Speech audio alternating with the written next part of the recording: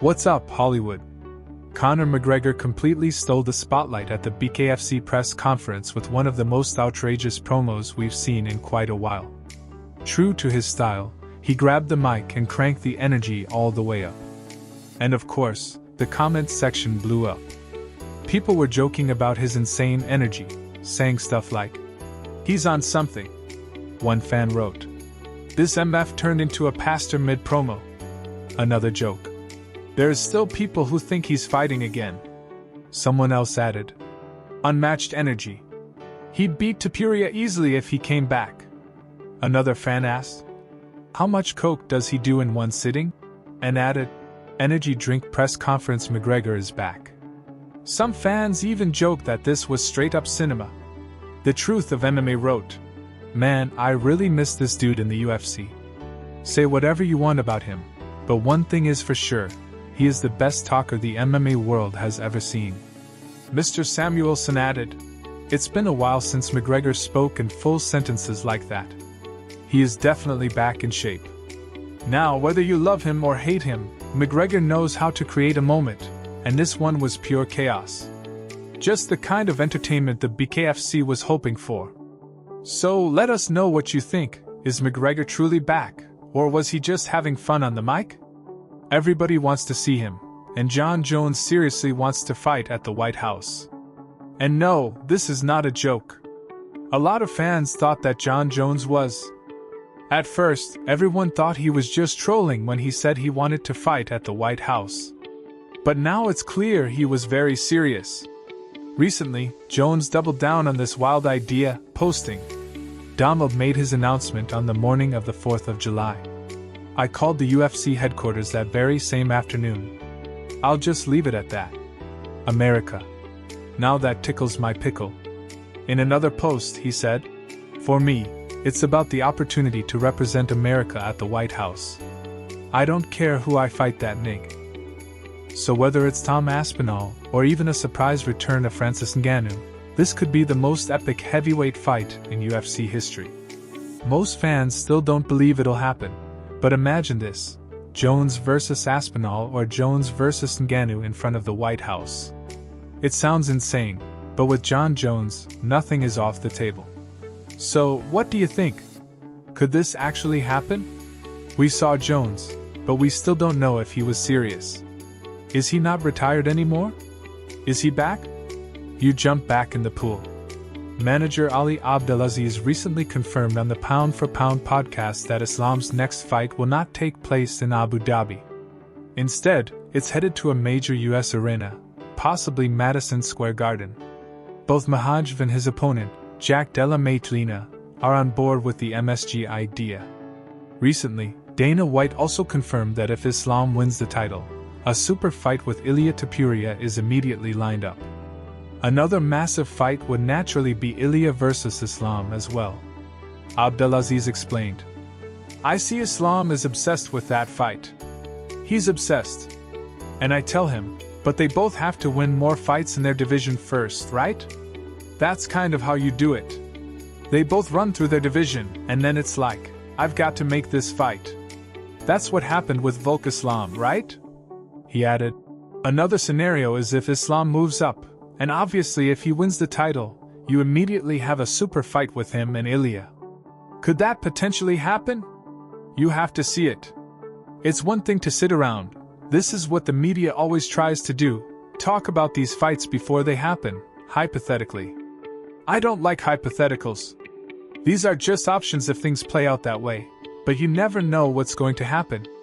If Islam Makhachev and Khamzat Chimaev both win their next fights, 5 out of the 9 UFC male champions will be ethnically from the Caucasus. That's pretty wild when you think about it. People are probably wondering, how is this? Take Georgia, for example, a country of barely 3.7 million people, and yet it already has 2 UFC champions. And not just champions, they have Ilia Topuria, ranked number 1 pound for pound, and Merab Dvalishvili, right behind Makhachev at number 3. So what's going on in Georgia? What is this country doing right now? Producing some of the top fighters in the world. Do they have a secret senior training program? Something in the water? Exactly. And now, we might be adding the first UFC champion from Chechnya, Khamzat Chimaev. Of course, he still needs to win the belt, but honestly, it's hard to see Khamzat letting that opportunity slip. I truly believe he's going to take it. But Kyle Barjo thinks Khamzat Chimaev might retire if he wins the belt at UFC 318. He's convinced that Khamzat is dealing with some serious health issues and says there's a lot of pressure coming from his home country. Some people have been whispering that if he wins the belt, he'll retire. I've heard the rumors too, little talks, whispers here and there. I'm not sure if I fully believe it, but it's definitely an option. There's too much pressure on him, combined with health concerns and expectations from his country. Maybe he retires, maybe he doesn't. He already has a lot of money, so financially he's secure. He'll be champion, so why not retire? I'd probably do the same. There might be some truth to it. Khamzat simply cannot afford to lose. The stakes are way too high. We might see him defend the belt once, and then walk away. Why keep fighting when he already has money, fame, respect, everything you could want? But hey, time will tell. Music, good fighter, Alex Pereira. Alex Pereira. Scared boy, Robert Whittaker. Good boy, Sean Strickland.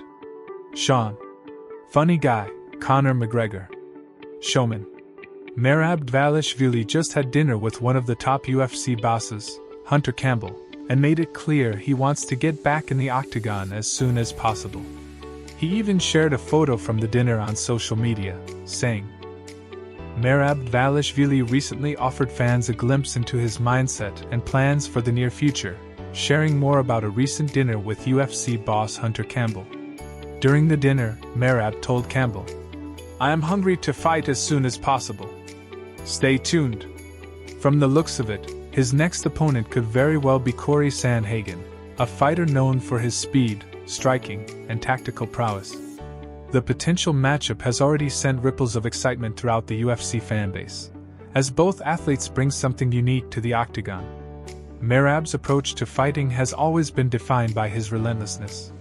He's not the type to simply get the win or coast through decisions. He fights to dominate. Recently, he emphasized that he doesn't just want to win, he wants to finish fights in a way that leaves a lasting impact. Every bout is an opportunity for him to make his friends, family, and his home country, Georgia, proud. Georgia may be a small nation in terms of population, but its fighters have made a disproportionately large impact on the global MMA scene, and Merab is determined to continue that legacy with every fight he steps into. Decisions and close calls are no longer enough for him. His style has evolved to a more aggressive, finish-oriented approach. He wants to leave no doubt in the minds of fans, opponents, or critics about his abilities. When he enters the octagon, it's about asserting dominance, demonstrating skill, and imposing his will. Every takedown, every scramble, and every strike is designed not just to win the round but to leave a lasting impression on everyone watching. This philosophy has earned him respect among his peers and admiration from fans, as it reflects a fighter who is both disciplined and unafraid to push his limits. Time is another factor that Merab is acutely aware of. Every athlete has a limited window to perform at their very best, and Merab is determined to make the most of his prime years. He understands that time does know. For fans, this is incredibly exciting news. The idea of seeing Merab back in the octagon as frequently as possible means more high-quality fights, more moments of intense competition, and more opportunities to witness his relentless style in action. Every time he steps into the cage, it feels like a celebration, not just because of the fight itself, but because of the energy and passion he brings. He's a fighter who not only competes but also entertains, and that combination has made him a fan favorite. The potential matchup against Cory Sandhagen only heightens the anticipation. Sandhagen is a fighter with an impressive skill set, including speed, technical striking, and tactical intelligence. This makes him a challenging opponent for anyone, and a clash with Merab promises fireworks. Fans can expect a battle of contrasting styles, Sandhagen's dynamic striking against Merab's relentless pressure and grappling. The outcome is far from predictable, which adds an extra layer of intrigue. Will Merab's pressure and cardio dominate, Or will Sandhagen's precision and technique create the upset? Only time will tell, but the possibilities are thrilling. Merab's dedication to his craft is evident not only in his fight strategy, but also in his lifestyle. His training regimen, nutrition, and recovery protocols are carefully designed to optimize performance. Being in top shape isn't just about looking good or being healthy. It's about ensuring that when he steps into the octagon, he has every advantage over his opponent. This preparation allows him to execute his game plan effectively, adapt to unforeseen challenges, and maintain the intensity that has become his trademark. Beyond the technical aspects, Merab's mentality is one of relentless focus and determination. He approaches each fight with a sense of purpose that goes beyond personal glory. Representing Georgia, honoring his family, and proving himself among the best in the world are all part of his motivation. This Komina. Fans can also take comfort in knowing that Merab's approach to fighting is both entertaining and disciplined. Every fight is a showcase of his abilities, and the level of intensity he brings ensures that spectators are always on the edge of their seats. His fights are not just contests of skill, they are narratives of struggle, resilience, and triumph. Each bout tells a story, and Merab ensures that the story is compelling every time he competes. Looking forward, if the fight with Sandhagen gets officially announced, it could easily become one of the most talked about bouts of the year. The clash between two elite athletes, each with distinct styles and strategies, promises a memorable spectacle. For Merab, this isn't just another fight, it's an opportunity to demonstrate growth, reinforce his reputation, and continue building the legacy he's carving out in the bantamweight division. In conclusion, Merab Dvalishvili is a fighter on a mission. From his dinner with UFC boss Hunter Campbell to the potential showdown with Cory Sandhagen, every detail underscores his commitment to excellence and his desire to leave a lasting mark on the sport. His relentless approach, combined with his awareness of time and his dedication to finishing fights decisively, makes him a truly compelling figure in MMA today. Fans should prepare for action, because the machine is ready for war again. Every time Merab steps into the octagon, it's not just a fight, it's a celebration, and the world is watching. So stay tuned, because something big is coming.